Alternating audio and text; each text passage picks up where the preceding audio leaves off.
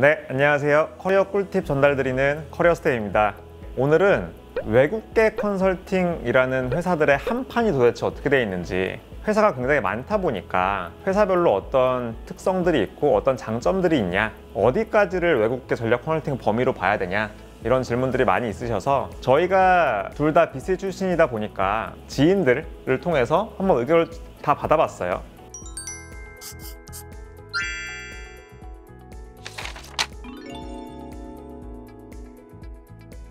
전반적인 구조부터 좀 크게 말씀을 드리면, 독립적으로 전략 컨설팅만 하는 펌들이 한 구조가 있는 것 같고요.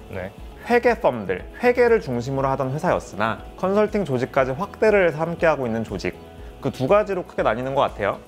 독립적으로 하는 조직들은 보이시는 로고처럼 굉장히 다양한 회사들이 존재를 하는데요.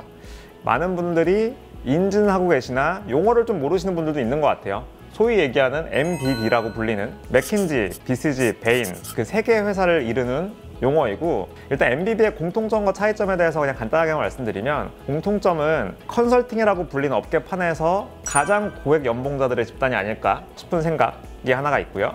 원체 글로벌에서도 큰 회사들이다 보니까 미국 본사, 유럽에 있는 지사들, 아시아의 지사들과 코워킹이 되게 많아서 글로벌 펌임을 느낄 수 있게끔 생활할 수 있다, 약간 이런 공통점이 세 개사 모두 있는 것 같고요.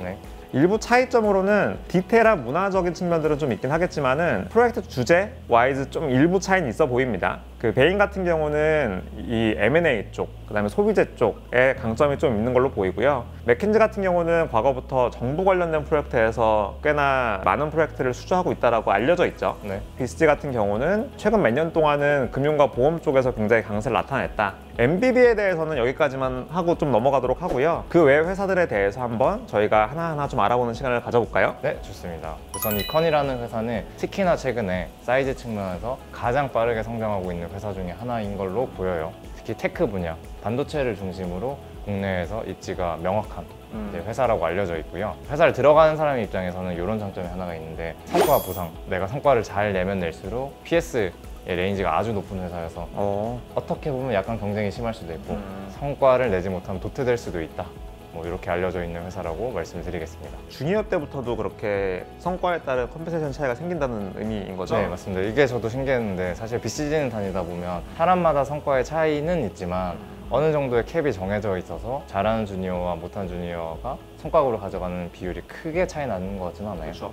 근데 이제 컨이라는 회사는 주니어 때부터 성과급으로 가져가는 돈 차이가 되게 명확하게 일부러 차이를 나게 만들어 놓은 회사다 라고 보입니다. MBB라고 하는 회사들은 물론 회사 간의 차이는 있긴 하겠지만은 소위 얘기하는 5년차 이하 분들은 큰 차이는 사실 크게 없잖아요. 그래서 참 컨이의 독특한 시스템이라고 볼 수 있을 것 같네요.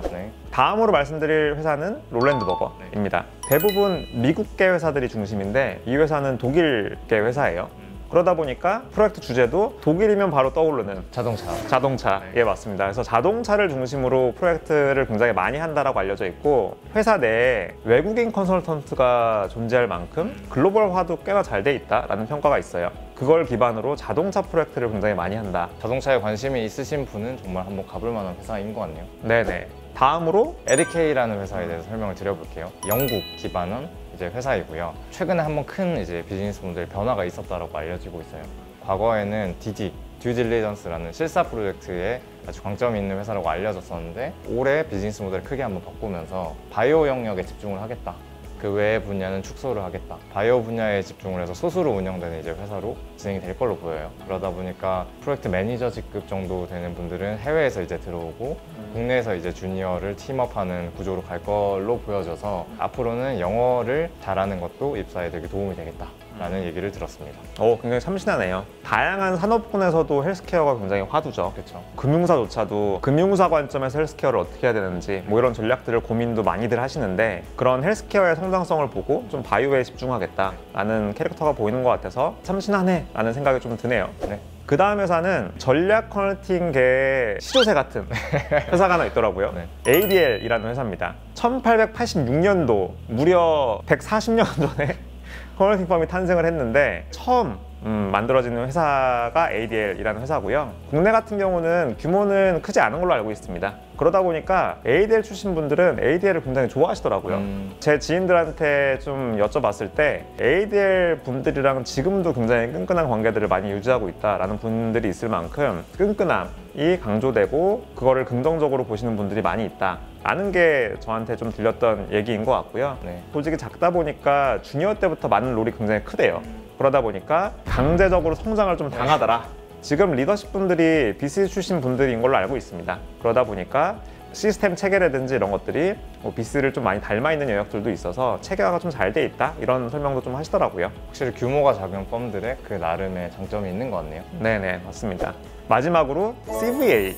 이 회사는 프랑스에 본사를 둔 외국계 컨설팅 펌이라고 보시면 되고요. 이 회사를 이렇게들 표현을 많이 하시더라고요. 숨겨져 있는 보물 같은 회사다. 프로젝트 경험 측면에서나 컴펜세이션 연봉 측면에서나 사람 구성 측면에서나 되게 좋은 회사다. 일단 첫 번째로는 오퍼레이션 프로젝트를 아예 안 한다고 해요. 전략 프로젝트만 경험할 수 있다는 장점이 있고 이제 연봉도 생각하는 수준 이상으로 이제 맞춰주는 회사다. 그리고 세 번째로 팀원 구성도 되게 좋으신 분들이 많을 뿐만 아니라 아예 외국계 원펌이다 보니까 해외 프로젝트나 해외 분들이랑 일을 할 기회도 꽤 있다고들 얘기를 해요. 숨겨져 있는 보물에 비해서 아직은 인지도가 없어서 조금 아쉽다. 이 정도면 직원분이 말씀해 주셨나 보네요. 재직을 하셨던 분에게 그렇습니다. 지금까지는 독립적으로 전략 컨설팅을 중심으로 하는 그룹들에 대해서 한번 알아봤고요. 원래는 회계가 중심이었으나 이걸 기반으로 전략 분야까지 확장을 했던 회사들을 한번 저희가 알아보도록 할게요. 회계 펌들이 전략을 현재 키워나가는 방식들이 역사가 좀 있다라고 했어요. 회계 펌이라는 거는 잘 알고 계시듯이 크게 빅4 4개의 회사들이 있어요. EY라는 회사가 있고요. PwC라는 회사, 딜로이트, KPMG라는 회사가 있습니다.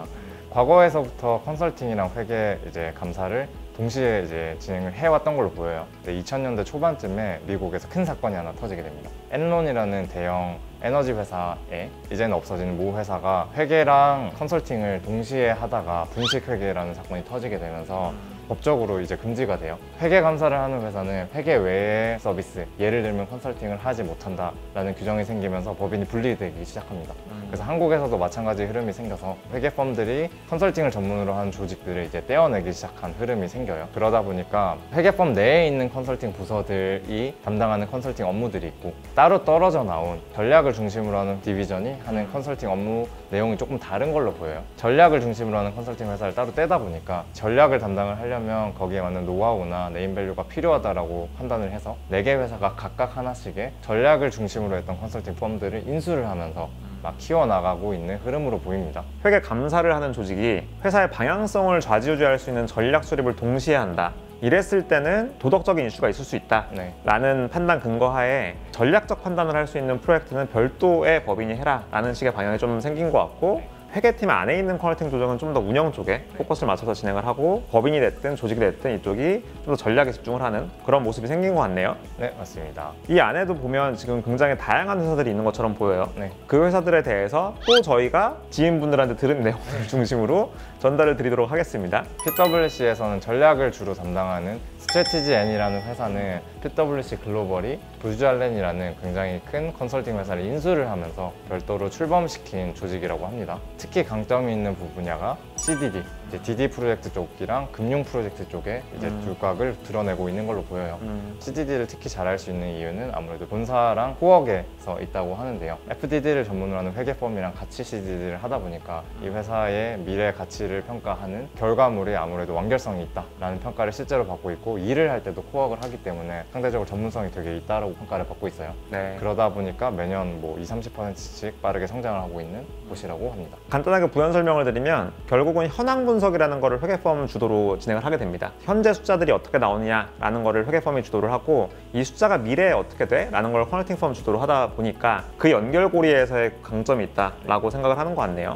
EY 파르테논은 올해 출범을 해서 굉장히 강력하게 드라이브를 걸고 있는 조직이라고 해요. 내부분이 자랑하기를 볼트 선정 글로벌 컨설팅 펌 순위에서 5등에 올라섰다 라는 얘기를 할 정도로 굉장히 빠른 성장 드라이브를 걸면서 올라가고 있는 회사로 보이고요. 또한 회계 펌이 있다 보니까 CDD에서 강점이 있다라고 본인들도 얘기를 하시더라고요. EY 파르테논을 이끌고 있는 수장도 베인 출신 분이라고 하시는데, 베인이 아까 서두에도 말씀드렸지만은 CDD에서 강점이 있는 회사였다라고 말씀드렸고, 베인 안에 팩이라고 하는 DD 전문 팀이 있는데 그거와 유사하게 EY 파르테논 내에서도 그런 팀을 창설을 하고 좀 강하게 드라이브를 걸 거다 라고 하는 내부 이니셔티브도 있다라고 합니다. 그러다 보니까 MBB 수준에 달하는 컴펜세이션을 최대한 맞춰주자 라는 내부의 철학이 있다라고 하고요. 그래서 내부 조건들도 굉장히 좋다 라는 얘기를 많이 하고 있고요. 회계펌 조직에는 딜로이트와 KPMG 두 개의 회사도 존재를 하고요. 사실 좀 아쉬운 게 저희의 지인들이 아직 없다 보니까